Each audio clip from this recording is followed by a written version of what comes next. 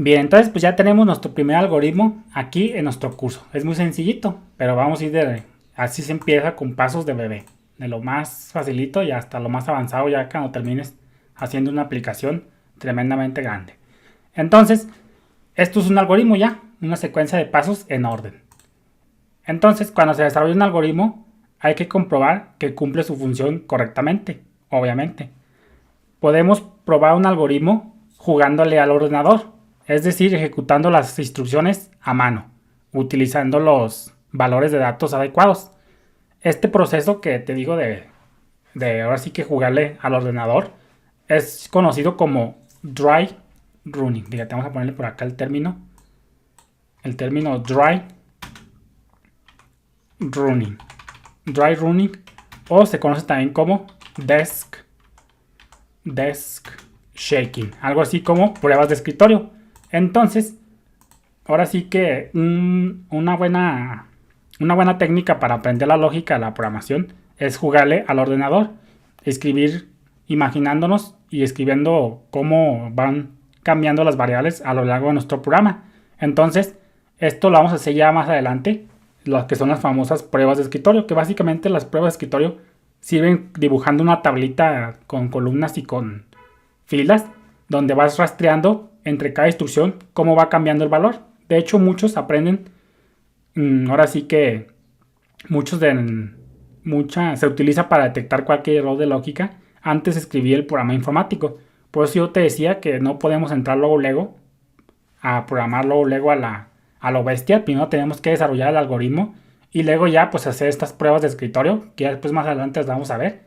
Que básicamente las pruebas de escritorio pues es ir haciendo tu programita a mano en libretita con una tabla donde se va viendo cada variable, cómo va cambiando entre cada sentencia. Entonces, conforme te imaginas cómo se corre el código, tú vas poniendo cómo se cambia la variable en cuestión.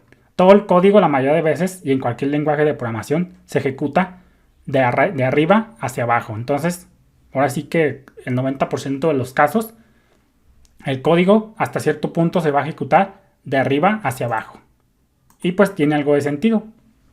Entonces, pues esas pruebas de escritorio básicamente sirven para eso, para detectar cualquier error de lógica antes de escribir el programa informático. Nunca debemos empezar a escribir código de programación si no estamos seguros de que el algoritmo es correcto. Muchos programadores lo siguen haciendo y otros no.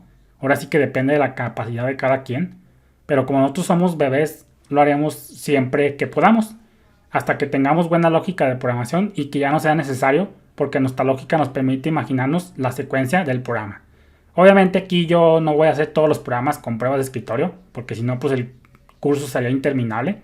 Voy a verlo nomás en los puntos clave para que sepas cómo son las pruebas de escritorio, pero con los ejemplos que te voy a dar pues vas a entender la idea. Entonces, muchas de las generaciones de baby boomers, que son esas generaciones antes de la generación millennial como nosotros, la generación Z, la generación de cristal, pues muchos baby boomers aprendieron a codear así con pruebas de escritorio, porque antes las escuelas pues no tenían computadoras, o tenían pero pues no las suficientes para tantos alumnos. Antes las computadoras eran, ahora sí que no cualquiera tenía computadora. Por ejemplo, nosotros en nuestra casa tuvimos nuestra primera computadora a mediados de los 2000 y costaban, ahora sí que un dineral. Aquí en México costaban alrededor de 30,000 esas dinosaurios, esas blancotas, ahora sí que tremendamente gigantescas. Entonces pues antes no se tenía la capacidad de tener ordenadores, por eso pues mucho menos las escuelas.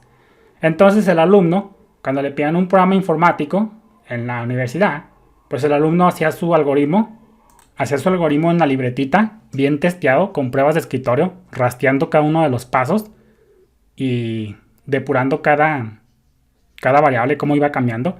Y ya nomás en la facultad, en la universidad, lo corría y funcionaba, porque ya antes se había testeado hasta la saciedad en pruebas de escritorio. Obviamente, pues esto ya es las pruebas de escritorio. Para poder hacer pruebas de escritorio, pues primero tienes que aprender la lógica de la programación. Entonces ahorita pues no tiene mucho sentido que te las enseñe hasta que avancemos un poquito más. Pero cuando tú ya sabes la lógica de la programación y no tienes un ordenador, tú tranquilamente puedes hacer pruebas de escritorio y con pseudocódigos bien testeado, no tiene pierde. Eso sí, tienes que tener mucha paciencia, pero eso te va a dar mucha lógica.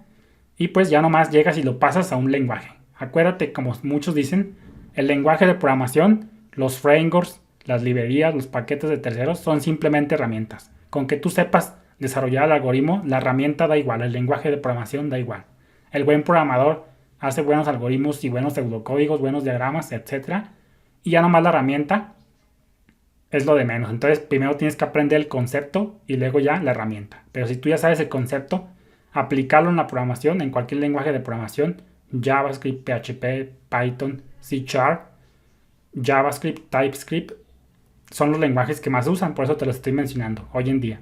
Pues ya la herramienta va a ser lo de menos. Si tú entiendes el concepto, si tú entiendes el algoritmo, sabes lo que quieres, sabes lo que pide el programa, ya la herramienta te debe de dar igual.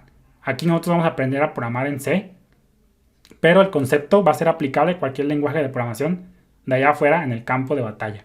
Entonces, pues los baby boomers, así muchos aprendieron a codificar, a codear.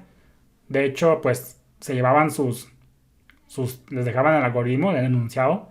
Ahí los profesores se los ponían en el pizarrón, lo anotaban, llegaban a su casa, lo guardaban en un disquete. No sé si tú conozcas los disquetes.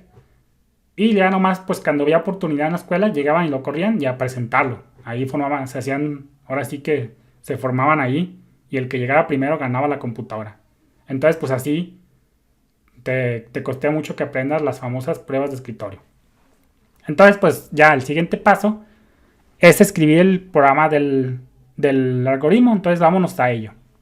Bien, entonces el cuarto paso es escribir el programa del algoritmo. A ver, déjame ver las notas. Sí, ya una vez que desarrollas el algoritmo, ahora sí sigue escribir el programa ya con la solución, pero antes vamos a ver otras poquitas de teoría. Por eso te digo que tienes que aprender mucha teoría al principio. Pero vamos a dejarlo ya para el próximo video.